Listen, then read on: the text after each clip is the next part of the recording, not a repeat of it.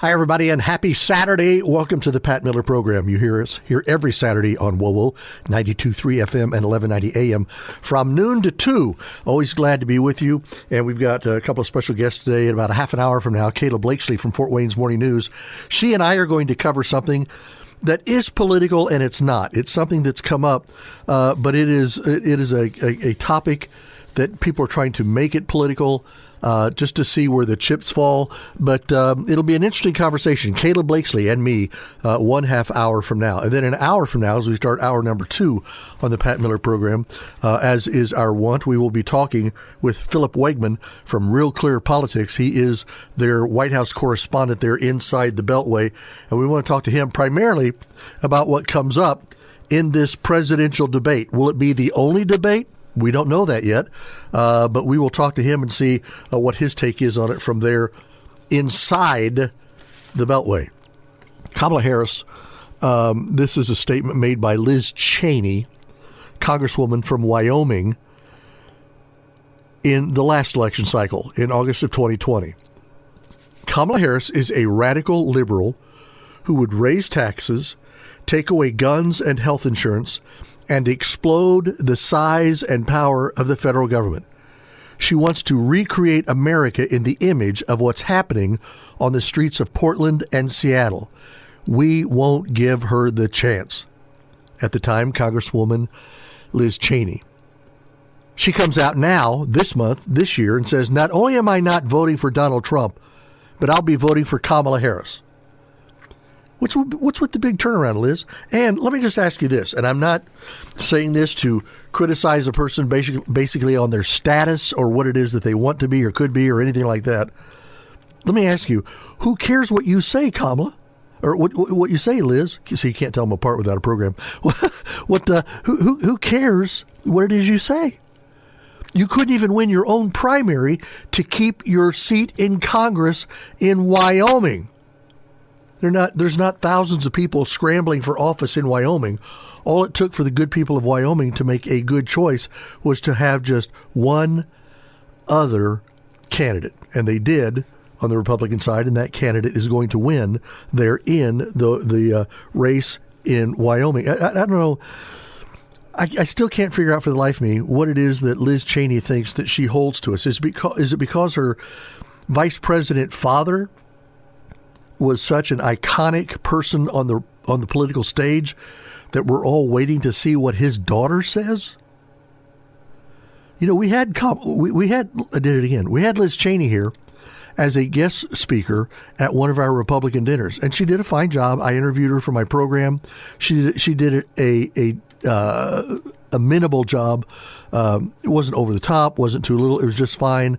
And I told somebody that day, I said, this is a woman that I believe is harboring her bets, who's trying to decide exactly where she's at and where she'll be the next go-around.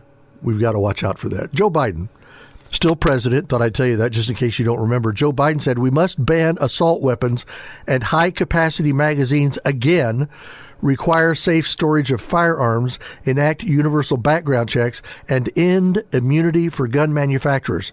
Thoughts and prayers are not enough. Well, Mr. President, when you say thoughts and prayers are not enough, sometimes they're not.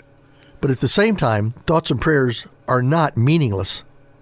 They still carry value.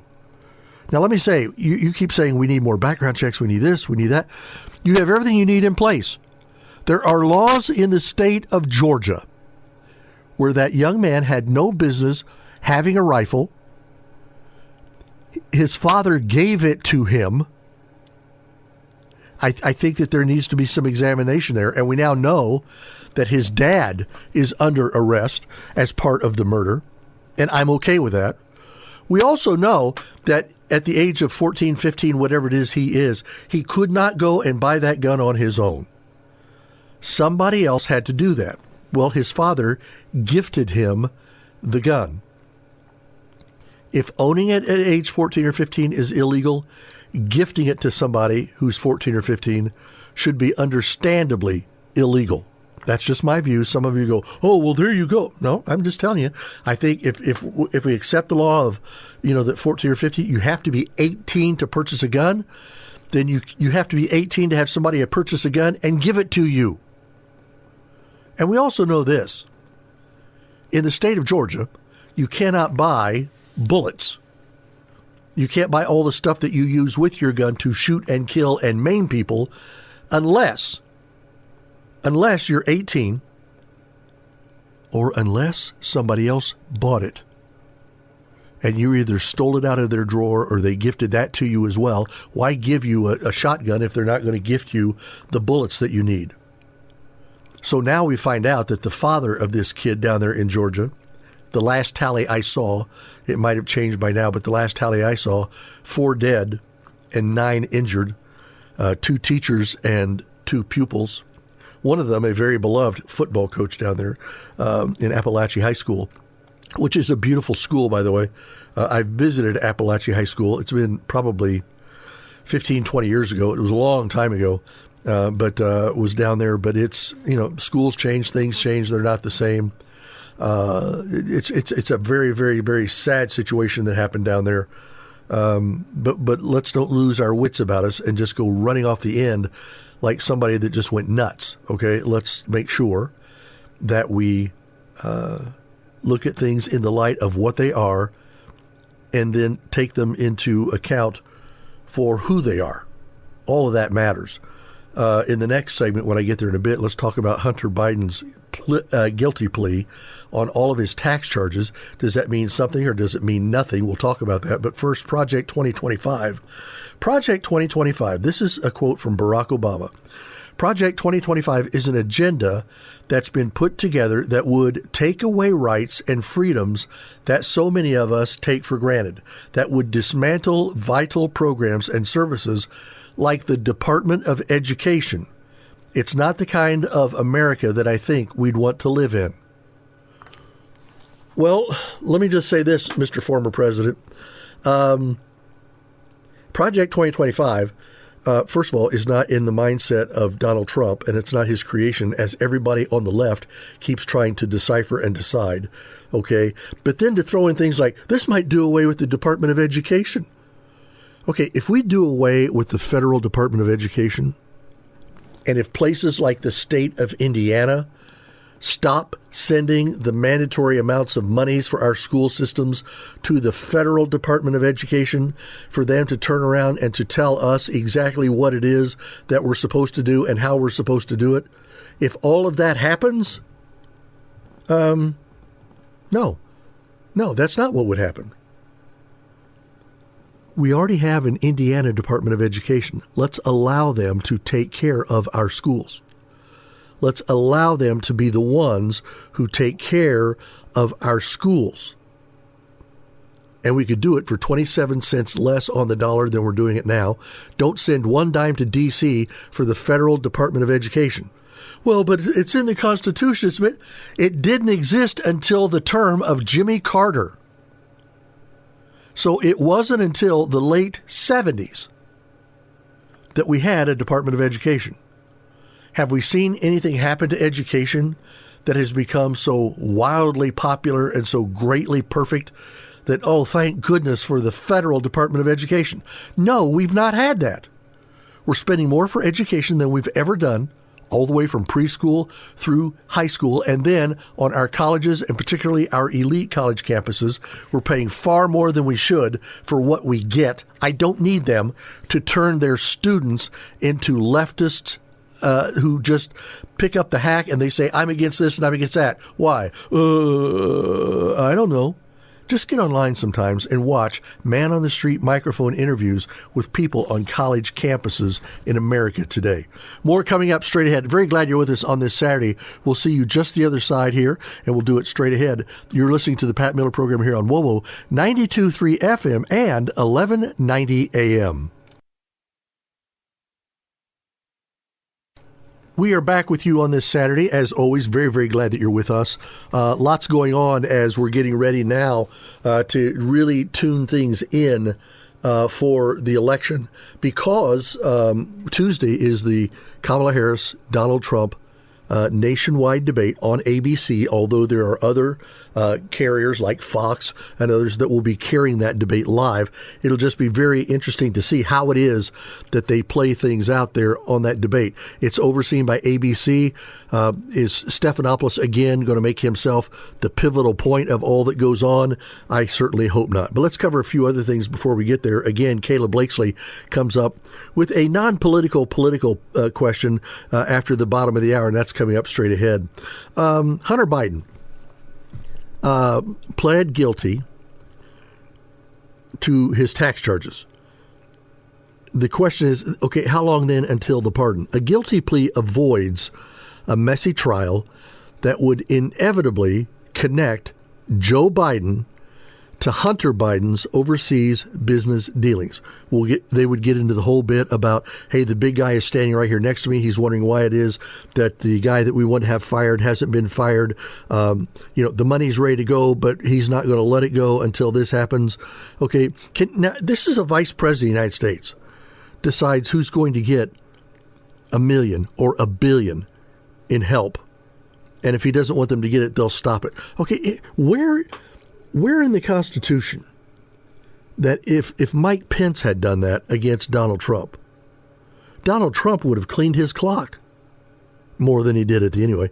But what I'm saying is what gave him the ability to do that? And don't forget, you need to fire that prosecutor. Well, Joe Biden was standing there with him in the town when he was saying, you got to let him go. You've got to let him go, or Ukraine's not going to see a dime of that money.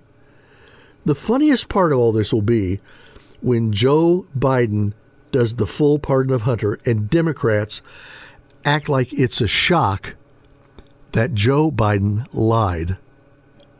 Remember, Joe Biden was the one that said, no way, none of this happened because this was all on Hunter. Joe wasn't even around, wasn't part of it. Do you honestly think that Joe, being the vice president of the United States, had nothing to do with it? And do you honestly think that these foreign governments would have given the time of day to Hunter Biden? I don't think that they were clamoring to buy his oil watercolors. I don't think that they were scrambling to get his works of art, because that will really enhance. These people that paid $500,000 for his pieces of art, wouldn't you love to go to their houses right now and see what corner of the basement those paintings are in? They weren't buying the paintings. They were buying access, continued access for Joe Biden. Well, that's getting ready to go away.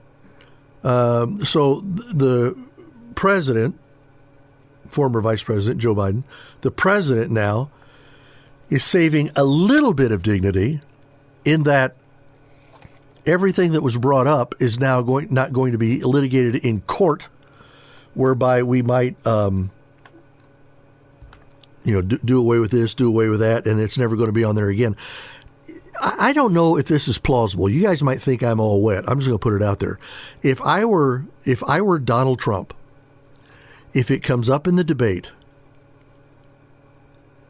I think I would be willing to say, if Joe Biden pardons him, that's on him. If he doesn't, there's not going to be a new trial of Hunter, because that would be on me. And quite honestly, I don't want to take the country through that again. Now, some of you are screaming and banging your radios right now saying, Pat, how could you go so soft? I am more concerned for the ability for a President Trump to lead the country unencumbered, rather than having the names Joe and Hunter Biden brought up at every press conference. Now, if the press says, well, he is doing a sad service for our country by doing that, okay, fine. Then you guys bring trials. You guys go after it. Let the Associated Press start digging. Let somebody else go after it. Let the Justice Department, and then let the Justice departments and their boards on the House side and on the Senate side, let them go after it. Keep President Trump out of it. Just keep him out of it. I think we need to say sometimes going for blood is not the best thing for the country. Now, while the right is criticizing Kamala Harris for not doing interviews and laying out her plans on her website or being clear about what she wants to do in the White House. The truth is that she doesn't need to, at least not right now. When all you have is create memes and latch onto viral trends and phrases, policy and planning seem to sort of be unnecessary. And that's where she's at. A genuine candidate for president on the Democrat side right now is unnecessary.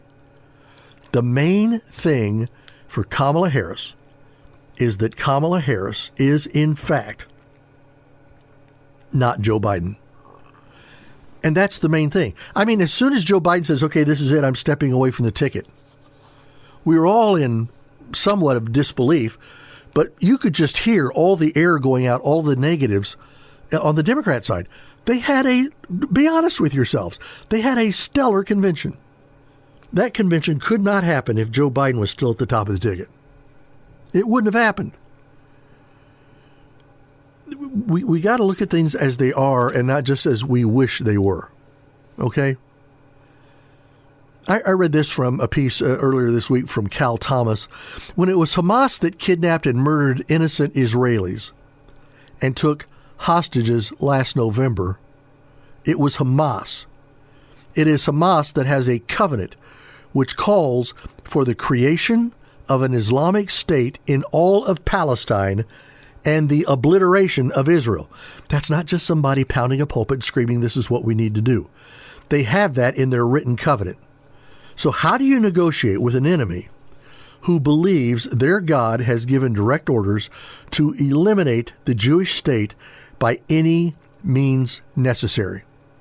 How do you do that? I mean, how do you do that?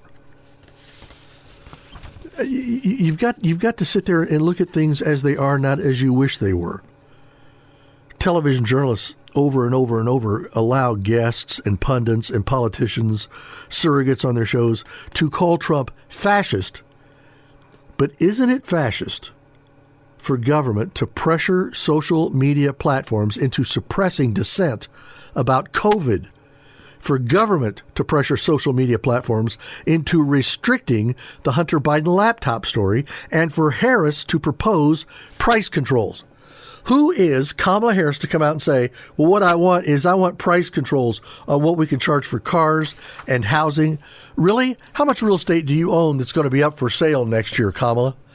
How much are you going to gain or lose because of price controls? We need to take a long look at all this and see exactly what it is that we're calling for and why it is that we're calling for it. I'm not real sure that we can pull off what it is that we think we can pull off. We'll look at more of that straight ahead. Finally, my last point in this half hour, coming up, Kayla Blakeslee right after the bottom of the hour, and she and I are going to talk a lot about an issue that is not a direct political issue. We're going to talk about in vitro fertilization. And could in vitro fertilization become more of a political position than it should be for the sake of this election? She and I will talk about that. That all comes up straight ahead in the next half hour of the Pat Miller program. Finally, the Constitution. And I hope you guys know by now, I am not a constitutional expert. I am a constitutional lover.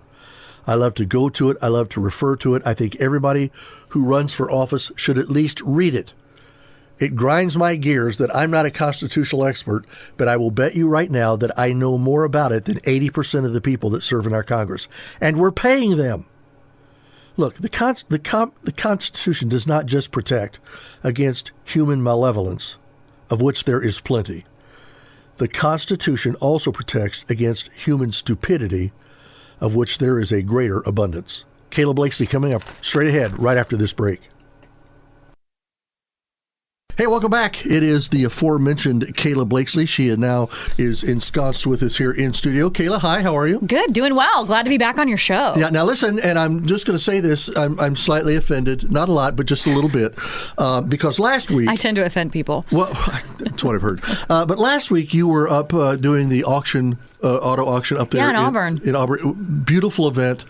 Every time I saw you, you were on a different feed or something, and beautiful outfits, and you looked lovely and everything. Well, that's why I wasn't able to be on your show last weekend. I was supposed to be on with you last weekend, but I was a little bit busy. Well, and overdressed. Yeah, because you're looking at what I'm wearing today. Yeah, well, I'm wearing my world famous Dogs for Vets T-shirt, so this is about as far as I go. Yeah, I'm rocking the ball cap and the sweatshirt with no makeup. That's how I usually roll into work. Let's be honest. Yeah. By the way, I've listened a lot to your show, and I hear you get offended sometimes, but then I've never heard Josh become so offended as when you said that the S on his Penn State cap looked an awful lot like the S for Michigan State. We did. We got into that beef on the show. Yeah, because it does. Steal his hat.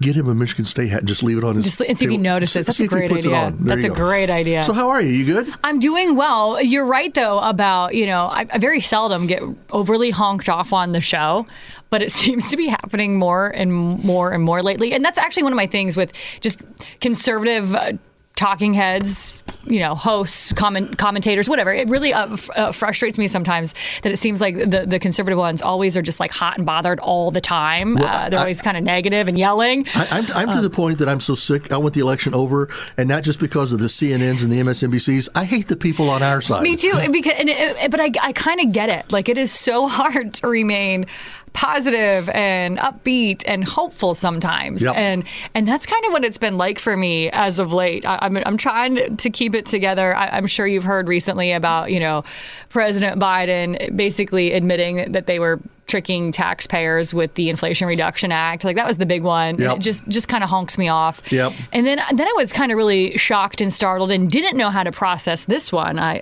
had to process it on the air with listeners. Donald Trump and his new policy plan. I don't know if you caught this one, but he has said that if he wins a second term, he wants to make IVF treatments free. Did you catch this? I got a little clip of audio for you just in case. The government is going to pay for it, or we're going to get or mandate your insurance company to pay for it, which is going to be great. We're going to do that. Yeah, see, okay, it's one thing to say, I think we should allow it. I'm for it. It's something else to say the government will completely pay for it. Okay, because here's what's going to happen. IVF is not cheap. No, it's notoriously expensive, and quite frankly, it doesn't even always work. You need a couple of rounds, and even then it still might not be successful. So you go through this great expense, and God bless them if that's the only way some people can have children, fine. But the fact that the government's going to pay for all of it. So are you going to go back retro, everybody that's had a child themselves naturally over the last 5 years, are you going to reimburse their hospital doctor expenses? Similar to canceling and wiping out student loan debt, right?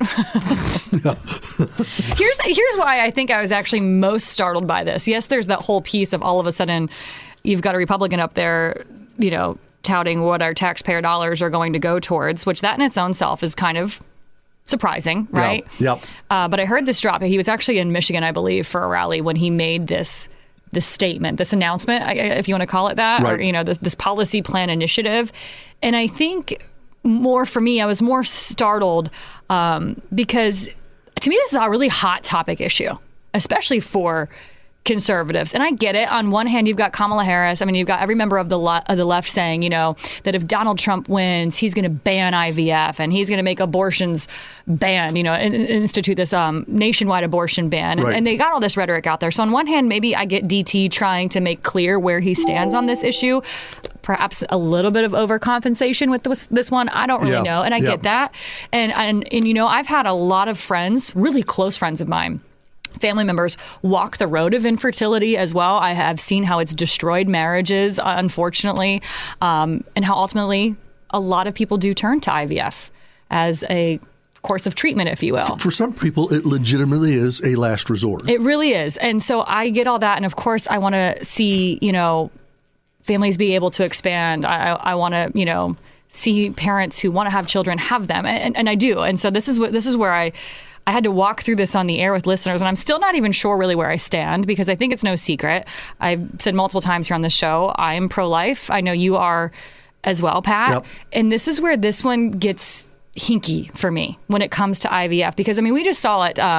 It was in the state of Alabama, right? They had that ruling and declared that embryos are human beings with the right to life. We saw that. That was a big win for the pro-life movement. Yep. But yet here you have a pro-life Republican and a lot of other pro-life Republicans saying, hoorah for this.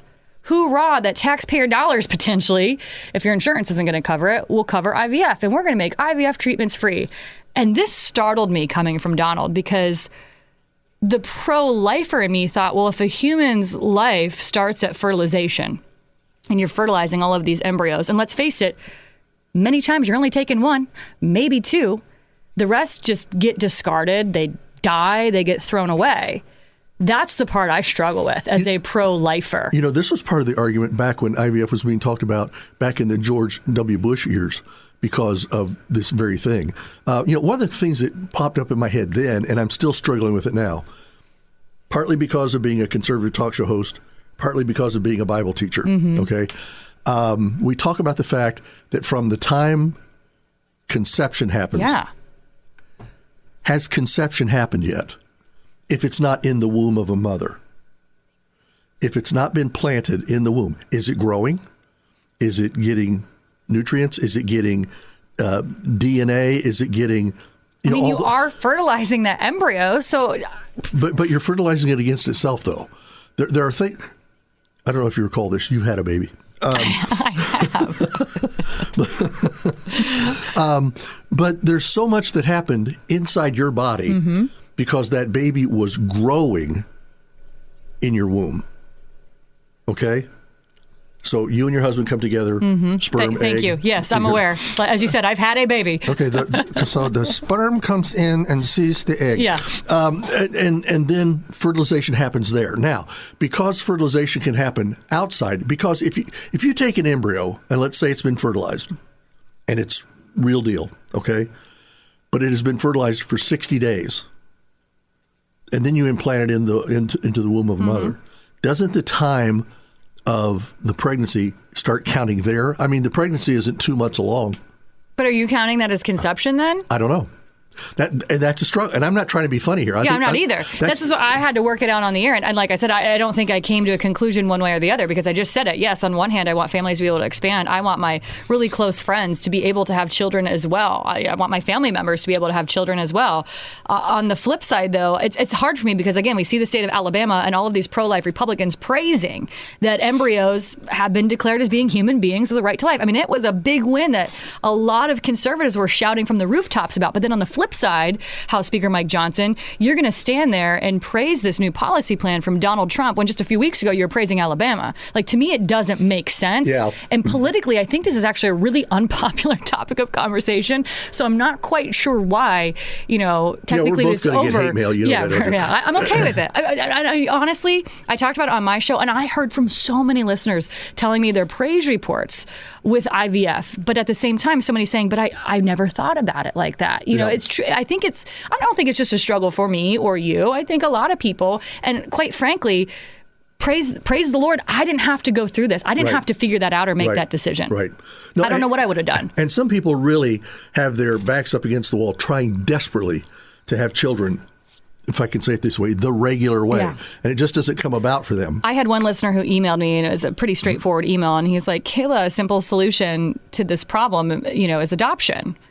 And, I get it. And I agree with that. But I think at the same time, coming from a woman's perspective, I know that desire to want to carry and create life on your own. I mean, that's what we're called to do, to multiply, right? To go forth and multiply. So I understand that. So I wish I could be as simple, which, by the way, adopting children, not simple, but I wished it could be. Yeah.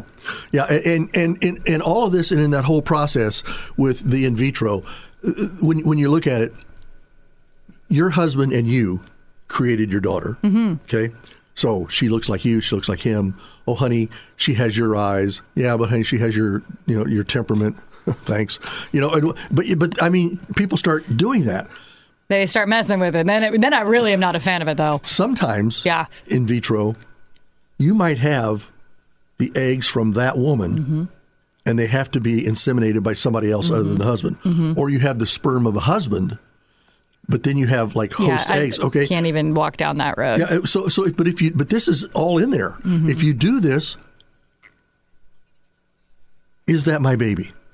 Because people go, no, we want our own baby. Furthermore, though, should taxpayer dollars be covering it? I mean, that's like, again, you kind of have these two different dueling pieces. Not only is the topic of IVF, like I said, a very unpopular subject politically. Not sure why Trump brought it up just over 2 months, other than I think this is supposed to be some grand gesture to try to put an end to this, like, disinformation campaign from the left. But I mean, that's politics 101. That's going to happen. Misinformation from both sides. So I'm not sure why to bring it up. Maybe it would sway some of your undecided voters who are like, yeah, Kamala's way too liberal for me. Maybe I will swing this way, go the RFK Jr. route. I don't know. Maybe he was hoping to pick up voters there. And no, I don't think he's going to lose diehard conservatives over this either. But it genuinely surprised me. It genuinely shocked me. And on one hand, I'm kind of like, well, if I got to pay for all these gender reassignment surgeries, might as well have my taxpayer dollars go to IVF. I suppose there's that. You see a chance, though, to where fissures could be caused even in his own base. Yeah. And why would you run the risk of that? Yeah, that's what I don't get. I don't get that. If I wished I knew the guy. I wished I knew who was running his campaign well enough to ask that, because I don't know that I've ever been this stumped, surprised, or startled. And he said some crazy things, let's be honest, right? We all know that. But this, and he said it so nonchalantly. I mean, I don't know if you have heard the whole press conference, but he goes on to say, we want more babies. We love babies. He's just kind of so like jovial about it. And I'm like, whoa, dude, this is such a controversial issue. And I had to take a step back and hit the brake on him, because I'm like, this one's hard for me. Sometimes, too, one of the outcomes of the in vitro fertilization is it's rare, can happen, but it's rare that you have a sperm and a egg. Mm-hmm. Sometimes you have multiples. Correct. So the couple selects one of them. Correct, and you just get rid of the other ones. Okay, so if you're... How's that work in Alabama? Yeah, well, if you're anti-abortion... Correct. Then your hackles are all up for, okay, exactly how are we doing away with these fertilized eggs? That's my point. If you are a staunch, true pro-lifer, like a lot of these Republicans are claiming to be, then I don't know that I can wrap my head around being pro-IVF. Yeah. I think... you didn't know you were going to work this hard this morning, did you? I know people that have adopted. And you know people that have adopted. My husband and I almost went down that road. Yeah, and they are beautiful relationships between parents and children. Absolutely beautiful relationships. Could Donald have maybe gone further and said, we've got a lot of people that try, IVF. We've got a lot of people that try this, try that. If it works, fine. But before you start mandating that the government's going to pay for all of them, how about saying we would like to start in every state seminars, issues, pamphlets, brochures, something, so everybody understands exactly what's available in their state relative to adoption. I say adoption incentives. That's the one thing I will say I loved about Eric Doden as he ran in the gubernatorial race a while back. I actually loved his initiative. He's adopted some children, and so you can tell he's passionate. It was heavy on his heart going into that campaign, going into that election. And I loved where he was at on that for the state of Indiana. I think that's a great model that I wish could be adopted on a much grander scheme in terms of adoption incentives, instead of like, oh, hey, let's have taxpayer dollars pay completely for your IVF treatment. Yeah, no, I get it. Yeah. I get it. Well, listen, thanks for coming on I don't today. know if we solved the world's problems at all. We might have made it worse. This is one of those topics that when we open it up, we've raised more questions than answers, because you've got people right now that are standing on a position on this, and they're punching their fists in the air and screaming, hollering. You give them just a little bit more information, you can completely flip their position. Yeah, I honestly, I still don't know where I'm at, but I do want to say this because I think I've had to say this like 10,000 times on my show. So let me say that I've said it now on your program in terms of, Donald wanting to ban abortions and IVF nationwide. I mean, we just heard Michelle Obama stand up at the DNC and say that, right?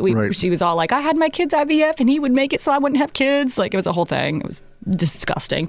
But at the end of the day, I've said this 1,000 times, Donald Trump has never said he would implement an abortion ban. In fact, if you remember, Donald Trump hopped on Truth Social to say that he's all in support of the overturning of Roe v. Wade and that individual states will be the decision makers when it comes to abortion. So individual states. So for all of these people like, I'm voting for Kamala because she's pro-abortion, it doesn't flipping matter. It's up to your state where you live. See, and that was what the overturning of Roe v. Wade did. Right. It established all that.